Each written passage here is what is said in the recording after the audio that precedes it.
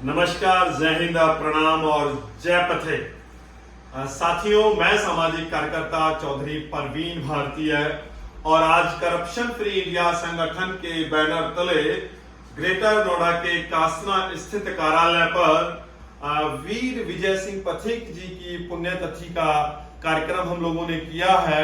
वीर विजय सिंह पथिक वह शख्सियत जिन्होंने ब्रिटिश सरकार के दांत खट्टे कर दिए थे।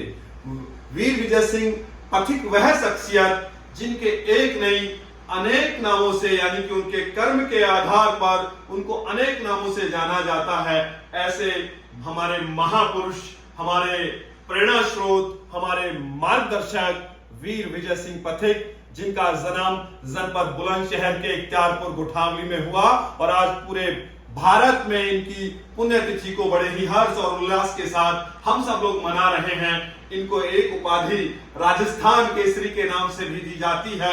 राजस्थान की विधानसभा में एक बड़ी प्रतिमा वहां स्थापित है।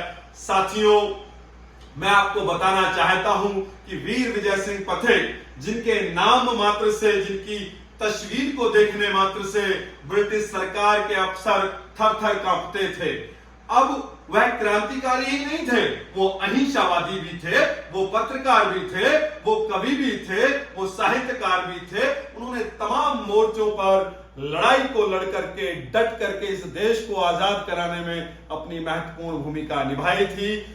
मैं बात करूं क्रांतिकारी जीवन की, तो मैं आप लोगों को बताना चाहता हूं कि वीर विजय सिंह पथिक जी ने 1915 जो लाहौर षड्यंत्र केस हुआ, उसके वो मुख्य आरोपी थे और उनके ऊपर उस समय ब्रिटिश सरकार ने 15,000 रुपए का इनाम रखा था।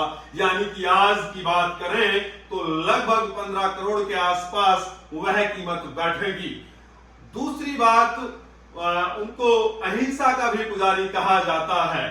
और मैं पहले क्रांतिकारी जीवन पर थोड़ा सा और प्रकाश डालूंगा कि जब वह उनको भूमिगत होना पड़ता था, तो क्रांतिकारी गतिविधियों के बाद ब्रिटिश सरकार उनका पीछा करती थी, तो उनके अंदर एक काबिलियत थी, एक खूबसूरती थी कि भूमिगत होने के बाद भेष बदल करके स्वयं अध्ययन किया करते थे और देश के नौनिहालों को शिक्षा देने का काम करते थे। ऐसे थे हमारे वीर विजय सिंह पथिक।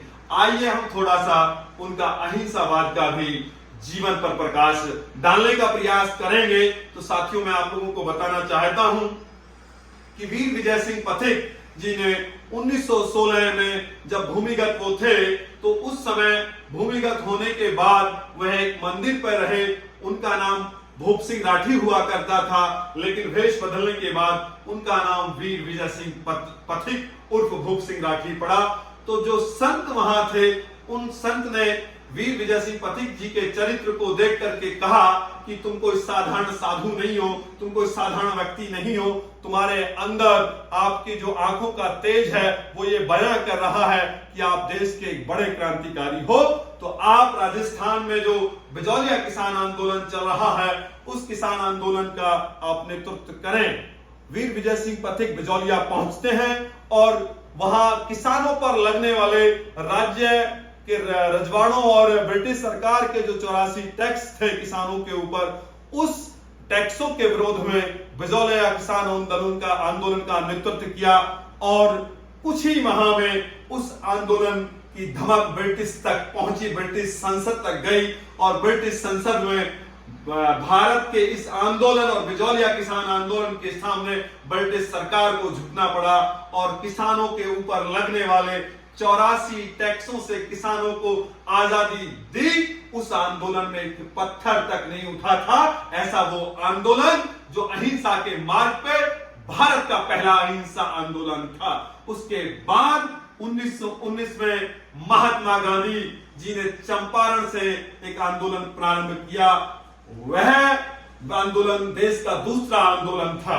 साथियों, पत्रकारिता की बात करूं तो देश की आजादी में महत्वपूर्ण पत्रकार की भूमिका निभाने वाले गणेश शंकर विद्यार्थी जी के प्रत्येक अखबार जो गोरखपुर की गीता प्रेस से प्रकाशित होता था, उनके हर अंक में वीर विजय सिंह पथिक जी का लेख प्रकाशित होता था। वहीं उन्होंने राजस्थान से 4 अखबारों का संपादन किया। तरुण संदेश और राजस्थान केसरी, नव संदेश और एक अखबार उन्होंने महाराष्ट्र के वर्धा से प्रकाशित कर उसका भी संपादन किया।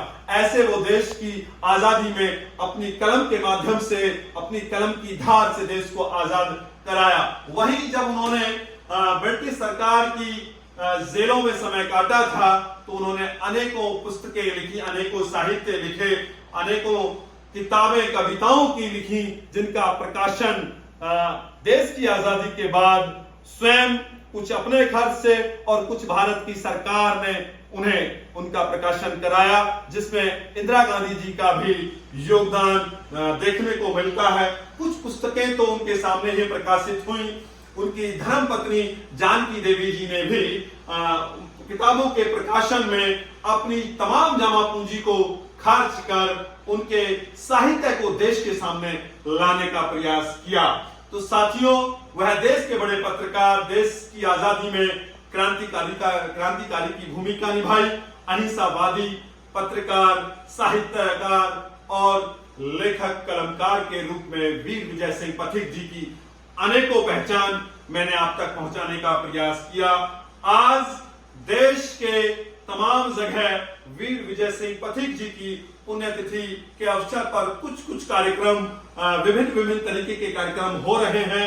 आज उनके मूल पैतृक गांव बुलंदशहर के इख्तियारपुर मुठावनी में भी बड़े ही हर्ष और उल्लास के साथ उनकी पुण्यतिथि का कार्यक्रम वहां आयोजित किया गया है।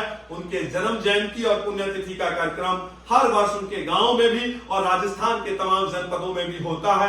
तो साथियों, मैं आप सब लोगों से कहना चाहता हूं, अगर वाकई आपको वीर विजय सिंह पथिक जी से प्रेरणा और उनको पढ़ना है और उनको जानने का प्रयास करना है तो उनकी द्वारा लिखी हुई पुस्तकों को आप पढ़ें। उनके नाम से मथुरा में भी एक पथिक जी के नाम से लाइब्रेरी का संचालन होता है। पथिक जी के नाम से वहां एक मार्ग का नाम है और ग्रेटर नोएडा में पथिक स्टेडियम का भी नाम यहाँ अंकित है।